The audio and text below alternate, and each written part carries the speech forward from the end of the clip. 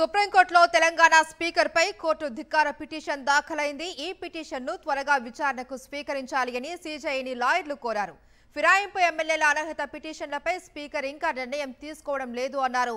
CJI BR Gavai retire అయ్యే వరకు ప్రక్రియను సాగదీయాలని చూస్తూ ఉన్నారని వెల్లడించారు న్యాయవాదులు.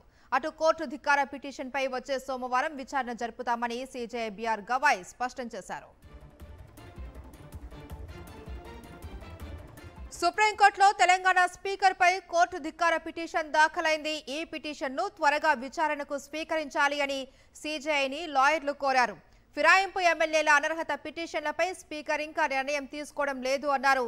సీజేఐ బీఆర్ గవాయ్ రిటైర్ అయ్యే వరకు ప్రక్రియను సాగదీయాలి అని చూస్తూ ఉన్నారని వెల్లడించారు న్యాయవాదులు. అటు కోర్టు ధిక్కార పిటిషన్ పై వచ్చే సోమవారం విచారణ జరుపుతాము అని సీజేఐ బీఆర్ గవాయ్ స్పష్టం చేశారు.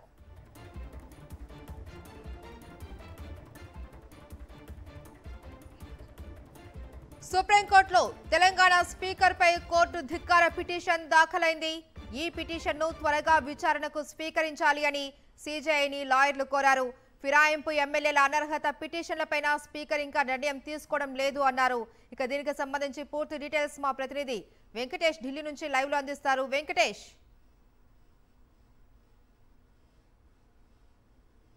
తెలంగాణ ఎమ్మెల్యేల అనర్హత పైన ఈరోజు సుప్రీంకోర్టులో పిటిషన్ దాఖలైంది. ఈ అంశంపైన సుప్రీంకోర్టు ఇచ్చినటువంటి తీర్పుని ఇప్పటివరకు తెలంగాణ స్పీకర్ అమలు చేయలేదు కాబట్టి ఆయనపై కోర్టు ధిక్కార నమోదు చేయాలని కోరుతూ బీఆర్ఎస్ వర్కింగ్ ప్రెసిడెంట్ కేటీఆర్ ఈ కోర్టు ధిక్కార పిటిషన్ దాఖలు చేశారు. నిజానికి గతంలోనే సుప్రీంకోర్టు ఎమ్మెల్యేలు ఎవరైతే పార్టీ ఫిరాయించారో బీఆర్ఎస్ నుంచి కాంగ్రెస్ కు దాదాపు 10 మంది ఎమ్మెల్యేలు పార్టీ ఫిరాయించారు. దానం నాగేందర్, కడియం శ్రీహరి ఇలా మొత్తం 10 మంది ఎమ్మెల్యేలు ఫిరాయించినప్పటికీ వారిపై అనర్హత వేటు వేయాలని బీఆర్ఎస్ పదే పిటిషన్లు వేసినా వాటిపై స్పీకర్ నిర్ణయం తీసుకోవడం లేదు.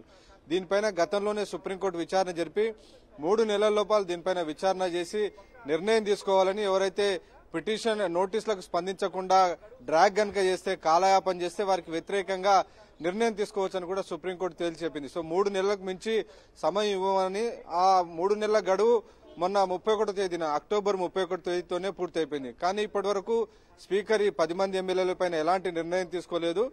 కొద్దిమంది ఎమ్మెల్యేలకు మాత్రమే ఆయన నోటీస్ ఇచ్చారు. మరికొద్ది మంది దానికి సంబంధించినటువంటి జవాబులు కూడా ఇవ్వలేదని తెలిసింది. సో దానం నాగేందర్ గాని, కడియం శ్రీహరి లాంటి వాళ్ళు స్పీకర్ నోటీసులకు జవాబులు కూడా ఇవ్వలేదు. సో ఇలా జవాబులు చెప్పని ఎమ్మెల్యేలకు అగెనిస్ట్ గా నిర్ణయం తీసుకునేటువంటి అధికారం స్పీకర్ కూడా ఉంది. కానీ ఇలా ఎలాంటి నిర్ణయం తీసుకోకుండా స్పీకర్ కాలయాపన చేస్తున్నాడని ఈరోజు బీఆర్ఎస్ వర్కింగ్ ప్రెసిడెంట్ కేటీఆర్ తప్పుపడుతూ పిటిషన్ దాఖలు చేశారు. సో ఇది ఖచ్చితంగా కోర్టు ధిక్కారం కిందకే వస్తుంది. కోర్టు 3 నెలల లోపల నిర్ణయం తీసుకోవాల్సింది కానీ తీసుకోలేదు కాబట్టి కోర్టు ధిక్కారంగా పరిగణించాలని ఈరోజు కేటీఆర్ పిటిషన్ దాఖలు చేశారు. దాన్ని విచారణ జరపాలి త్వరితగతినని ఆయన తరపున మోహిత్ రావు ఈరోజు సుప్రీంకోర్టు ప్రధాన న్యాయమూర్తి జస్టిస్ బీఆర్ గవాయ్ ముందు ఆయన మెన్షన్ చేశారు. ఈ సందర్భంగా ఉద్దేశపూర్వకంగానే కాలయాపన చేస్తున్నారు. ఈ నెల 23వ తేదీన బీఆర్ గవాయ్ రిటైర్ అవుతున్నారు చీఫ్ జస్టిస్ కాబట్టి, ఆ తర్వాత ఈ పిటిషన్ విచారణకు వచ్చేలా కాలయాపన చేస్తున్నారనేటువంటి విషయాన్ని చీఫ్ జస్టిస్ దృష్టికి తీసుకెళ్లారు. సో ఆ నేపథ్యంలో ఈ కేసును వచ్చే సోమవారం వింటామని, అలాగే ఈ నెల 23తో సుప్రీంకోర్టు ఎండ్ అయిపోదు, ఖచ్చితంగా సుప్రీంకోర్టు ఆ తర్వాత కూడా కొనసాగుతుంది. తాను రిటైర్ అయినప్పటికీ ఆ తర్వాత కూడా సుప్రీంకోర్టుకు మరొక న్యాయమూర్తి, ప్రధాన న్యాయమూర్తి వస్తారు కాబట్టి ఆ అంశాన్ని కూడా ఈ సందర్భంగా జస్టిస్ బీఆర్ గవాయ్ వెల్లడించారు. సో మొత్తానికి వచ్చే సోమవారం రోజు ఈ పిటిషన్ పైన విచారణ జరిగే అవకాశం ఉంది. అయితే మరొక 2 నెలల సమయం గడువు పెంచాలని కూడా తెలంగాణ స్పీకర్ ఒక పిటిషన్ దాఖలు చేశారు. సో సాక్షి టీవీ ప్రసారాలను నిలిపివేయడం చట్టరీత్యా నేరం.